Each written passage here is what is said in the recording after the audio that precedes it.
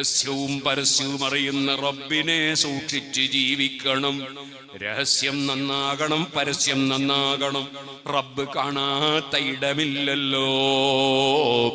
നമ്മളുടെ രഹസ്യവും പരസ്യവും റബ്ബ് കാണുന്നു എന്ന ബോധം വേണം. ആ ഖുർആൻ പഠിപ്പിക്കുന്ന ഭക്തി വേണം. ഇന്നല്ലാഹ കാന അലൈക്കും റഖീബാ. അല്ലാഹു നിങ്ങളെ സദാ സമയം വീക്ഷിക്കുന്നവനാണ്. ആ ബോധത്തോടെ കൃത്യമായി നിസ്കരിക്കണം, സുന്നത്തുകൾ എടുക്കണം, ഫർളുകൾ എടുക്കണം, ഹറാമുകൾ കൈയൊഴിക്കണം. നമ്മളൊരന്യപെണ്ണുമായി ചാറ്റ് ചെയ്യരുത്. നമ്മളൊരന്യപെണ്ണുമായി നമുക്കൊരു സ്നേഹബന്ധം, പ്രേമബന്ധമുണ്ടാകരുത്.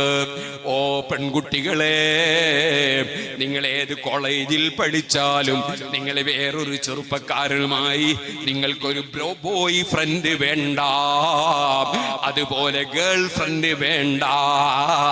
അത് ഖുർആൻ അംഗീകരിക്കുന്നില്ല.